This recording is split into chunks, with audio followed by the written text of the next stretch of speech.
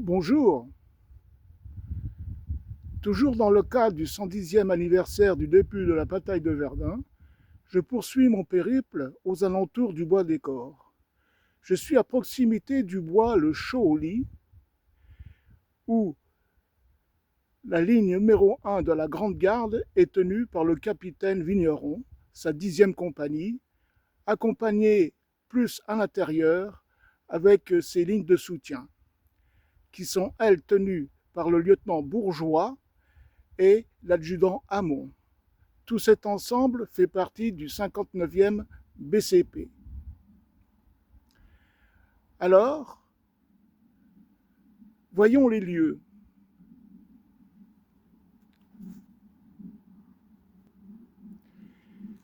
Ici, vous avez la pointe du Bois-le-Comte. La partie est est tenue par les Allemands. La partie est, à proximité du bois Le Chaux-au-Lit, est toujours tenue par les Français. Toute cette lisière, vous avez une grande tranchée, dite la ligne de grande garde numéro 1, qui va de la corne que je vous montre au loin, voilà, en passant par ce secteur et remontant donc plus au nord. C'est-à-dire que ça fait une paire d'hectomètres à tenir pour une seule compagnie, dont vous voyez la lisière se dessiner au-dessus. Où était installée donc cette tranchée? Cette grande tranchée, la voici. Je suis dedans et je la poursuis. C'est à peu près, disons, le seul vestige à peu près intact qui montre une ligne de la Grande Garde.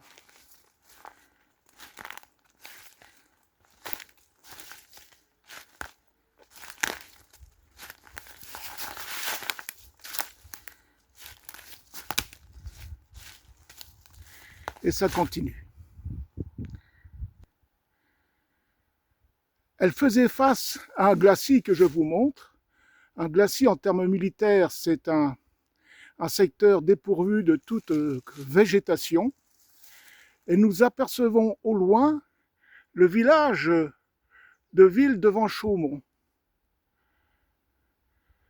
notamment les toitures.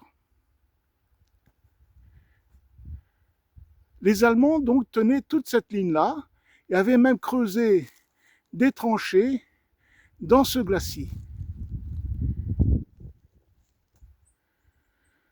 Nous apercevons encore quelques vestiges à l'intérieur de la ligne dite de la Grande Garde numéro 1 et ça continue.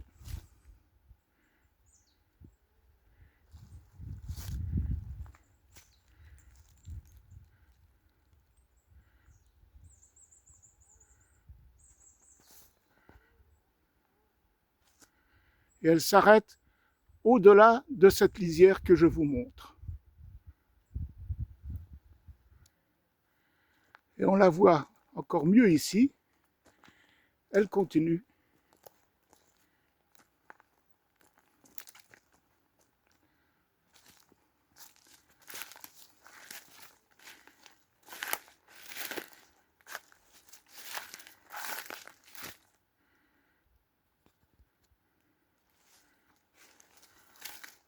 Arrivés à cette hauteur, nous apercevons beaucoup mieux le village de Ville-devant-Chaumont qui est tenu par les Allemands.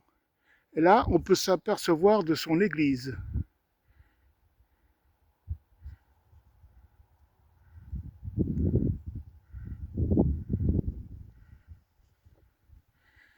Alors les Allemands tenaient les hauteurs avec l'artillerie. Cette artillerie était aux ordres du général Schnabel. Et bien sûr, elle était très puissante, parce que le général Schnabel a pu donc installer 1225 canons de tout calibre de Brabant-sur-Meuse pratiquement jusqu'à Orne. Les tranchées allemandes étaient bien dans le glacis. Je vais vous montrer, bien sûr, tout cela sur une carte renseignée.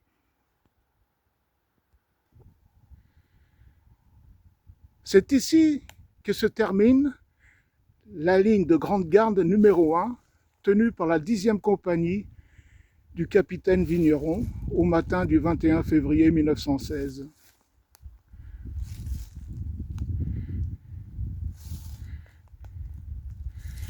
Elle continue sur sa gauche, mais sur sa gauche, ce n'est plus lui qui rentre en ligne de compte, mais la 9e compagnie, toujours du 59e BCP, commandée par le capitaine Robin. Alors cette GG2,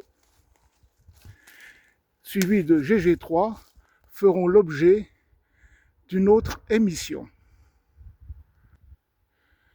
Ce chemin existait à l'époque. Il est très utile car sur la droite, vous avez les lignes allemandes.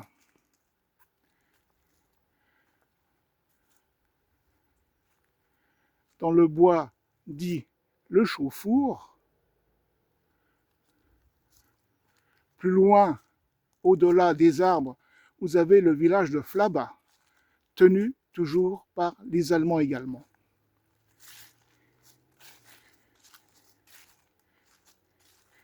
Ce chemin nous mènera vers GG3, c'est-à-dire la ligne de garde numéro 3, qui, elle, est tenue par le capitaine Seguin, commandant la 7e compagnie.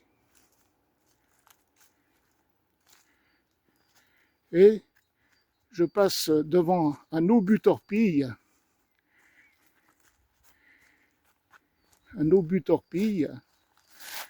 donc